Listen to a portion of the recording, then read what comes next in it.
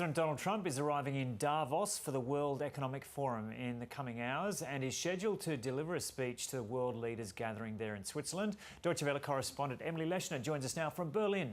Emily, g'day. So what can you tell us about Donald Trump's agenda at Davos and the speech he's going to deliver? Well, until very recently, President Trump had planned to talk about things like affordability and housing. But as tensions have escalated around the issue of Greenland, that has certainly changed. Trump is now reportedly going to speak about his intention to take the region through either a purchase or a seizure. Trump was asked last night how far he was willing to go to acquire Greenland, and he simply responded, "You'll find out." So this is the main, or one of the main, if not the main topic of discussion at Davos, and it's overshadowing a lot of the other conversations taking place there.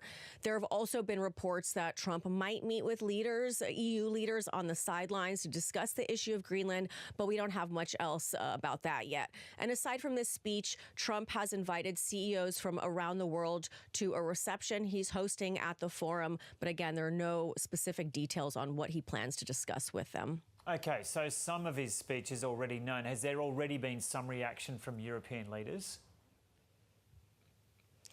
Yeah, there has. Several leaders have made pointed remarks directed at Trump. Some are lamenting what, they perceive as an irreversible shift in Western democracies. Belgian Prime Minister Bart de Wever said that his country wasn't sure it could count on the U.S. under Trump as an ally anymore. Canadian Prime Minister Mark Carney remarked that the old order was not coming back. French President Emmanuel Macron talked about how imperial ambitions are replacing democratic values.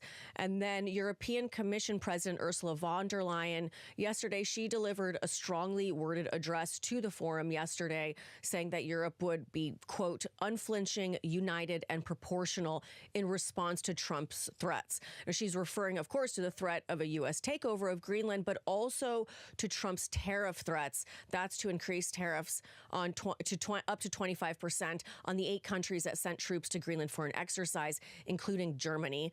And von der Leyen spoke about Europe's commitment to free trade. She pointed to Europe's success in securing trade agreements with India and Mercosur countries recently. OK, so just what are EU leaders prepared to do if President Trump continues to advance his campaign for Greenland? Well, Macron has really tried to take the reins on a European strategy here. He says that the EU should be prepared to retaliate economically if that's what it takes to thwart Trump. Macron is referring to the European Union's anti-coercion instrument. That's a tool that he believes can prevent the Trump administration from escalating his campaign.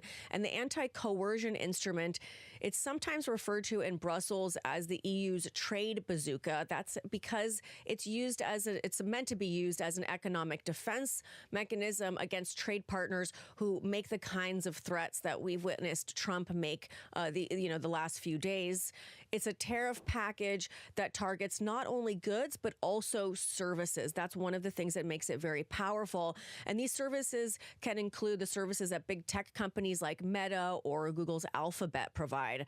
And the EU can also, through this bazooka, can force them to pay more taxes, because right now a lot of big tech companies in Europe are paying lower taxes than other smaller traditional businesses. So that's what makes the trade bazooka different from sanctions. And one other thing is that, unlike sanctions, the trade bazooka doesn't need consensus from all EU members. So, theoretically, it could be deployed much more quickly. In a sense, it's the EU's nuclear economic weapon. And I say this because it wasn't really designed with the intention of being used. It was really meant to be a powerful enough deterrent to stop a country from coercing EU member states to do something like, in this case, giving up land or risk tariffs or even worse, military action. So the EU has that in its back pocket. We'll see whether or not it needs to actually employ it. OK, Emily Leshner there in Berlin.